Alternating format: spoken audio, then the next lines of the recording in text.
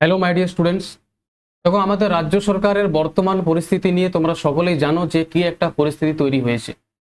শিক্ষক দুর্নীতি মহামারী, এটা নিয়ে একটা যে পশ্চিমবঙ্গের মধ্যে একটা আলোড়ন সৃষ্টি হয়েছে, সেটা নিয়ে তোমরা সকলে অবগত আছো যে স্যার, পশ্চিমবঙ্গে শিক্ষক দুর্নীতি এমন একটা পর্যায়ে পৌঁছে গেছে এবং আমরা যারা বিভিন্ন সরকারি চাকরির প্রিপারেশন করছি, সেটা বিভিন্ন চাকরি হতে পারে, রাজ্য সরকার হোক বা সেন্ট্রাল গভর্নমেন্টের হোক, বিশেষ করে যারা রাজ্য সরকারের চাকরি প্রিপারেশন করছো, এই সমস্ত নিউজ দেখে সকাল থেকে রাত পর্যন্ত বিভিন্ন নিউজ চ্যানেলে এবং বিভিন্ন সোশ্যাল মিডিয়া পোস্টে একটি জিনিস বারবার তোমার সামনে আসছে যে পশ্চিমবঙ্গের সরকারি চাকরির ভবিষ্যৎ কি আছে, কি হতে চলেছে পশ্চিমবঙ্গের এই সমস্ত স্টুডেন্টদের ভবিষ্যৎ যারা বিভিন্ন রকম সরকারি চাকরির প্রিপারেশন করছে, সেটা ওয়েস্ট বেঙ্গল পুলিশের হোক, ওয়েস্ট বেঙ্গল কেপি পুলিশ হোক, ঠিক আছে, বিভিন্ন রকম ক্লাস ওয়েস্ট বেঙ্গলের ক্লাসিক পরীক্ষা হোক, মিসলেনিয়াস পরীক্ষা হোক, অথবা WBCS পরীক্ষা হোক, এই সমস্ত পরীক্ষার ভবিষ্যৎ কি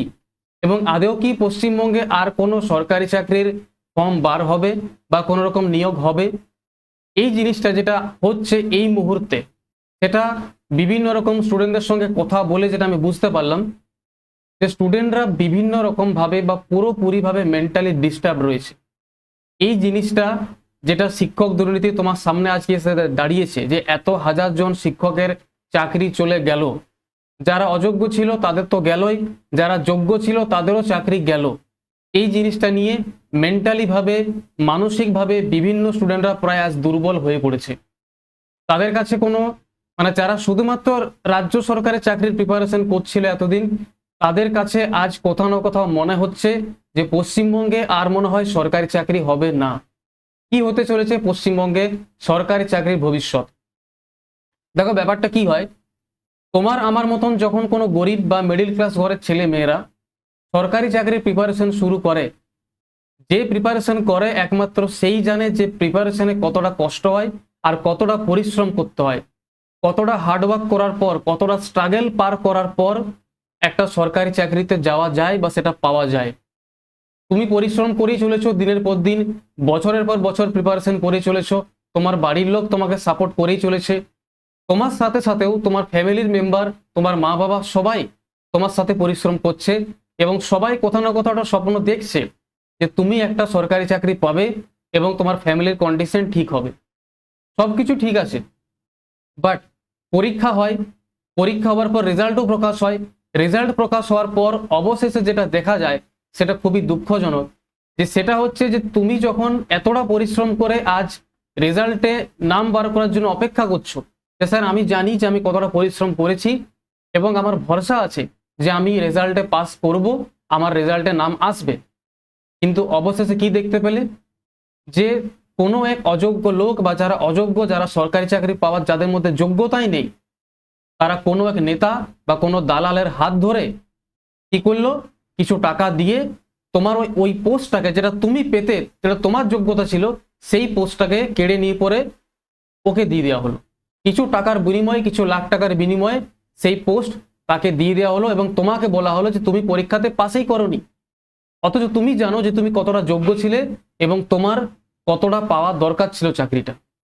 এই সিচুয়েশনটা যে কতটা বেদনাদায়ক, এবং যারা এই সিচুয়েশন ফেস করছে আজকে বর্তমানে, যারা ফেস করেছে, একমাত্র তারাই জানে যে সিচুয়েশনটা কতটা বেদনাদায়ক। এতটা পরিশ্রম করার পর, এতটা স্বপ্ন দেখার পর যখন সেই স্বপ্নটা এক মুহূর্তে কিছু টাকার বিনিময়ে বিক্রি হয়ে যায়, সেই স্বপ্নটা পুরোপুরি হত্যা হয়ে যায়, সেটার আর কোনো রকম এক্সপ্লেনেশন হয় না যে সেটা কতটা কষ্টদায়ক। এখন ব্যাপার হচ্ছে জিনিসগুলো কিভাবে হয়েছে, সুপ্রিম কোর্ট সেখান থেকে কি রায় দিয়েছে, রাজ্য সরকার এটা নিয়ে কি স্টেপ নেবে, আদৌ কি আগামী দিনে এসএসসির পরীক্ষা আরো হবে বা বিভিন্ন যে আরো যে বাকি সরকারি চাকরি পরীক্ষাগুলো আছে, WBCS বলো, পুলিশের এক্সাম বলো, সেগুলো কি হবে? এই সমস্ত জিনিস নিয়ে আমাদের আলোচনা করেও কিছু লাভ হবে না, কারণ ব্যাপার হচ্ছে যে আমাদের হাতে কিছু নেই। যতক্ষণ না উপর থেকে ডিসাইড হয় যে পরীক্ষা হবে, পরীক্ষার রেজাল্ট বার হবে, সঠিকভাবে সবকিছু হবে, তুমি আমি নগণ্য মানুষ আমরা কিছু করতে পারবো না। ঠিক আছে, আমাদের হাতে কি করার আছে এই মুহূর্তে, আমরা যেটা করতে পারবো আজকের ভিডিওতে আমি তোমাকে সেটা নিয়ে কথা বলবো, যে এই মুহূর্তে দাঁড়িয়ে যদি তুমি সরকারি চাকরির প্রিপারেশন করছো, তো তোমার এই মুহূর্তে কি করা উচিত, সলিউশনটা কি এই জিনিসটা। দেখো ব্যাপার হচ্ছে, আজকে এই পরিস্থিতিতে তুমি যে দাঁড়িয়ে রয়েছো, এই পরিস্থিতিটা ক্রিয়েট হওয়ার পিছনে না তোমার দোষ আছে না আমার দোষ আছে, কিন্তু তবুও আমরা অসহায় যে আমরা কিছু করতে পারছি না।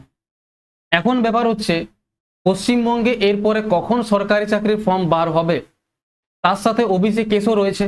ওবিসি কেস কবে মিটবে, কবে সরকারি চাকরি আবার পুলিশের পরীক্ষা হবে, কখন ডাব্লিউবিসিএস পরীক্ষা হবে, কখন ক্লার্কশিপের রেজাল্ট আসবে, কখন মিসলেনিয়াসের ফাইনাল রেজাল্ট আসবে, কিচ্ছু জানা নেই। সবকিছুই আজ আমাদের কাছে অন্ধকার। এই মুহূর্তে দাঁড়িয়ে কিছু জ্ঞানী মানুষ বা কিছু জ্ঞানী ইউটিউব চ্যানেল তোমাকে কিছু কিছু অ্যাডভাইস দেওয়ার চেষ্টা করবে। সেই অ্যাডভাইসগুলো হচ্ছে, ধরো তোমাকে এখান থেকে কেউ এখন বলবে যে দেখো গভর্নমেন্ট জবস বলে আর কিছু নেই, গভর্নমেন্ট জবসের প্রিপারেশন করা বন্ধ করে দাও, সরকারি চাকরি বলে আর কিছু নেই, সম্পূর্ণ শেষ হয়ে গেছে। বুঝতে পারছো? কেউ তোমাকে বলবে সেন্ট্রাল জবসের প্রিপারেশন করো, সেন্ট্রাল জবের প্রিপারেশন খুব ভালো, সেন্ট্রালের পরীক্ষা প্রায় রেগুলার হয়, এসএসসির পরীক্ষা দাও, রেলওয়ের পরীক্ষা দাও, টাইমে সিলেকশন হবে, টাইমে জয়নিং পাবে, তবে কম্পিটিশন একটু বেশি হয়, তোমাকে একটু পরিশ্রম বেশি করতে হবে। আবার কেউ তোমাকে বলবে যে প্রাইভেট জবস করো, এখনকার দিনে তো প্রাইভেট জব সরকারি জবের থেকেও ভালো, প্রাইভেট জবের অপরচুনিটি বেশি।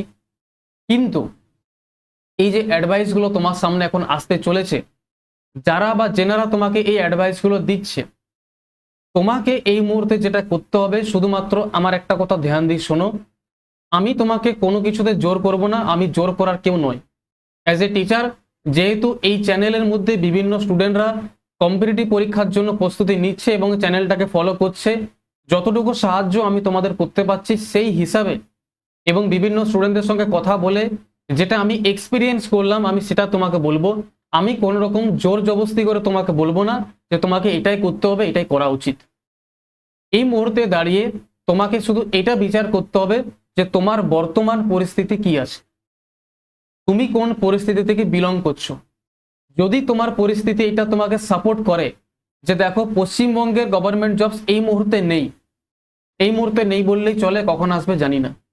যদি তোমার পরিস্থিতি তোমাকে এই সাপোর্টটা দিচ্ছে, তোমার ফ্যামিলির মধ্যে এই সাপোর্টটা রয়েছে যে তুমি অপেক্ষা করতে পারবে, যতদিন না কোনো ফর্ম ফিল আপ হচ্ছে, পরীক্ষা হচ্ছে, রেজাল্ট ফাইনাল আসছে, সেটা 2 বছর হোক, 3 বছর হোক, 4 বছর হোক, জানি না কত বছর হবে, এতগুলো সময় বা এতটা সময় তুমি যদি অপেক্ষা করতে পারবে, নিজের মধ্যে সেই ধৈর্য এবং তোমার পরিস্থিতি যদি সেটা তোমাকে সাপোর্ট করছে, তাহলে তুমি সেটাই করতে পারো।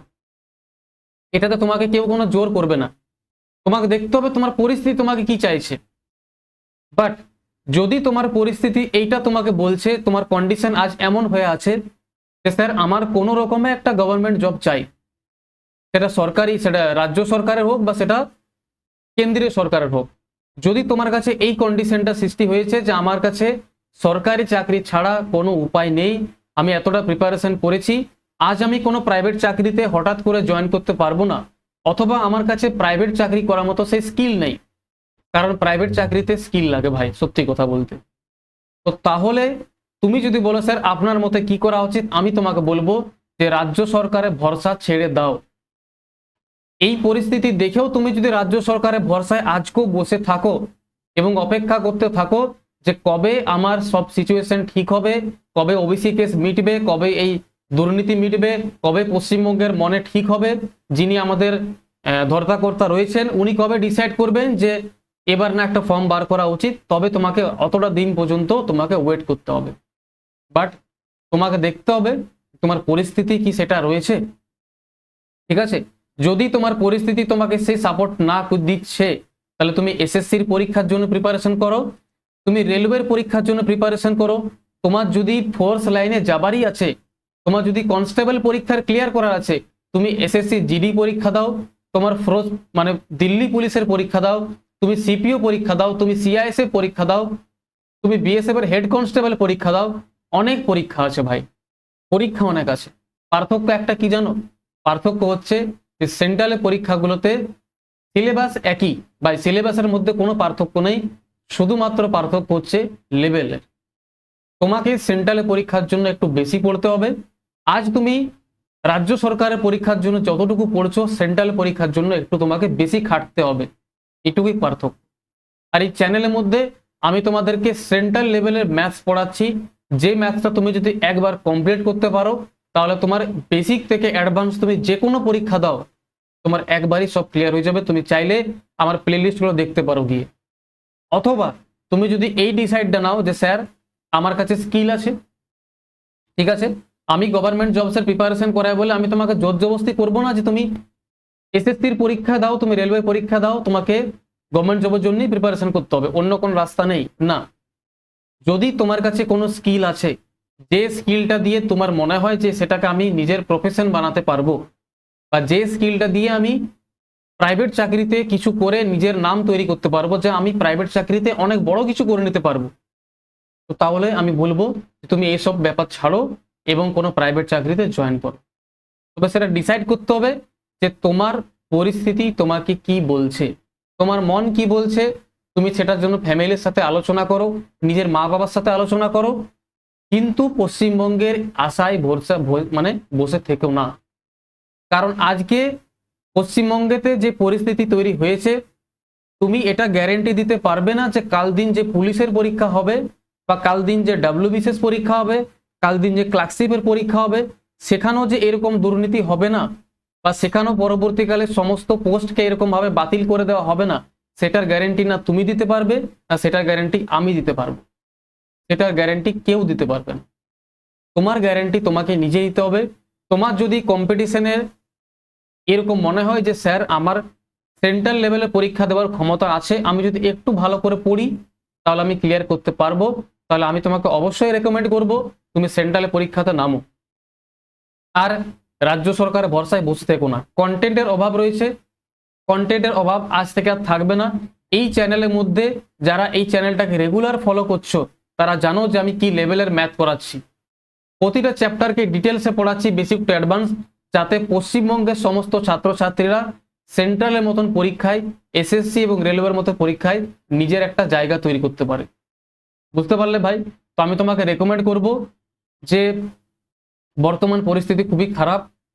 মানে এখন তোমার যে তুমি যে প্রশ্নটা আমাকে করছো, বা বিভিন্ন জায়গায় যে একটাই প্রশ্ন করছো স্যার এখন কি করা উচিত, তোকে আমি কি বললাম?